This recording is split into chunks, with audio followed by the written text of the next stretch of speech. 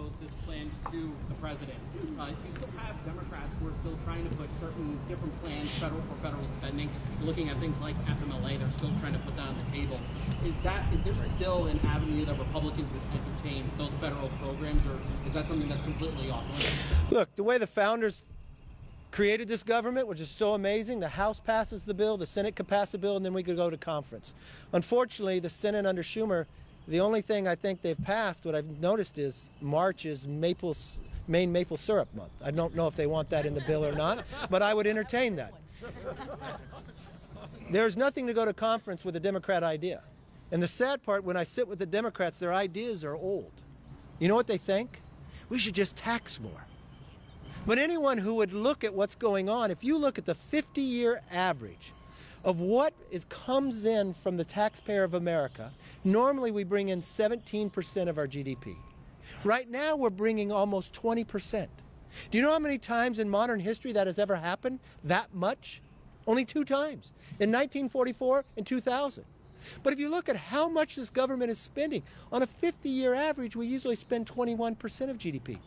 He's at 23.6 going to 25. It is not a revenue problem. It is a spending problem.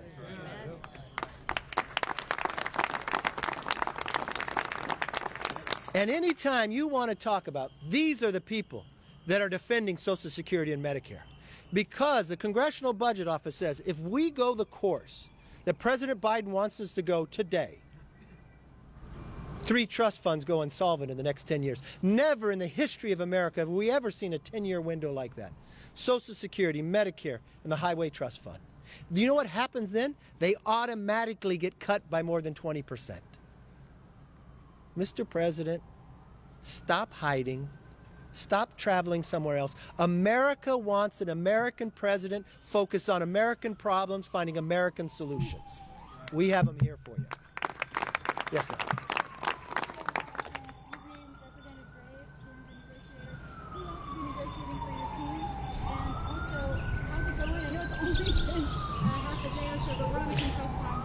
Look, I go in the room as well, and my staff, and the president has put 2 people in there. If there's certain topics come in, I'll have certain other members come in and talk as well.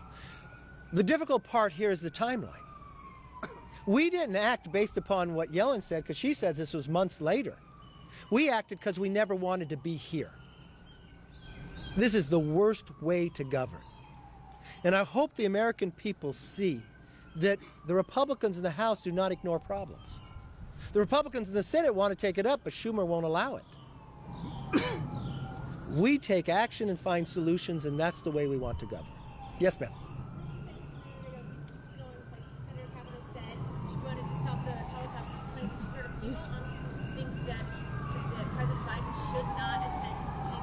Look, he's the President of the United States. He's a grown man. He can make a decision where he wants to go.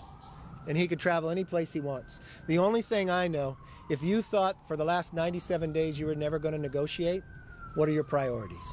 I think America wants us to solve American problems first. He could decide whatever he wants to do.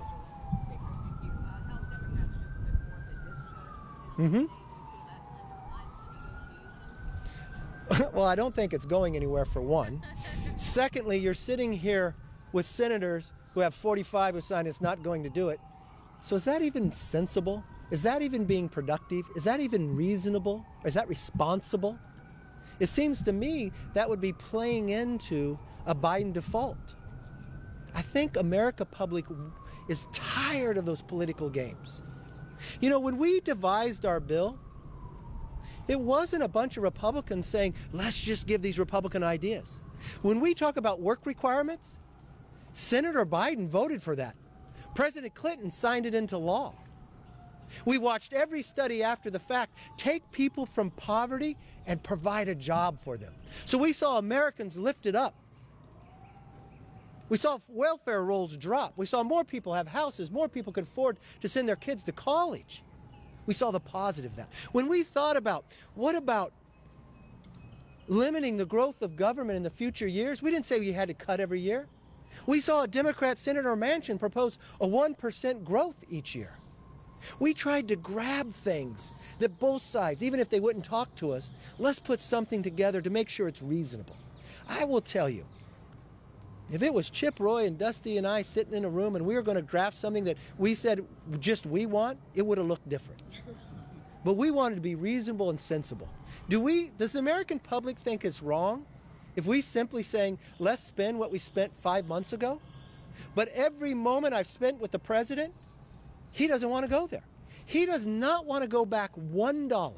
I literally ask him, what is finally the number? Is it $40 trillion in debt? How much before you say, let's stop borrowing from China and not looking at places that we're wasting our money in? Every household does that, and we should do it too. Yes, sir.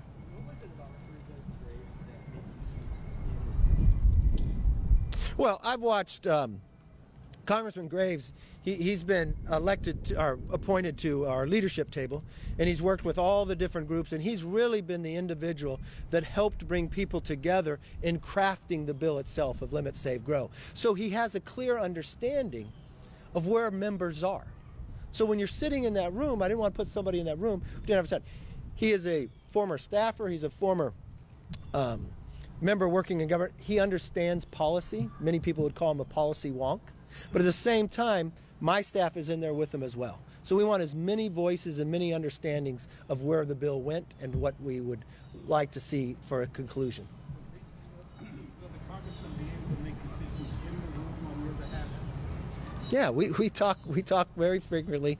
I go in the room as well. So I think if the administration can make decisions with the president out there, we'll be okay. Yes, sir.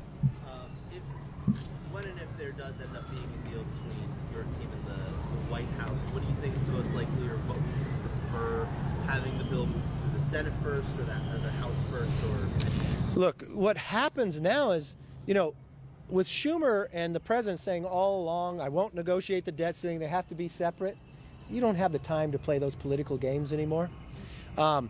It takes so many days to get through the Senate, so many days through the House. We have a 72-hour rule, which I'm not going to break. I think the American public and all the members should have 72 hours to read what we end up with, if we're able to end up with it. I think the House should go first, and we can send it to the Senate.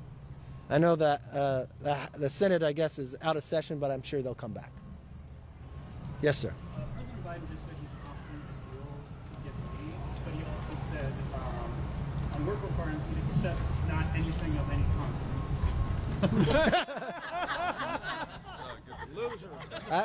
I don't understand anything that has consequence. This is a senator who voted for work requirements. Listen, I think when you're sitting in the room and you're listening to the American public, why wouldn't he want to help people get out of poverty? But listen to really what he's saying. So the decision he's making in his mind is, if he doesn't want to have something that has consequences, he wants to borrow more money from China to pay an able-bodied person who has no dependents, not even to look for a job, not even go to school for 20 hours. So you're going to ask little Sam to make that $94,000 higher because we're going to borrow from China for a person who could go get a job to not help him get one. So what you're going to have is a supply chain that doesn't work as well, more dependency on China, and making America in a weaker position. I think that's wrong. So I wish he was here, then we could debate it even more. Yes, sir. Oh, you already asked.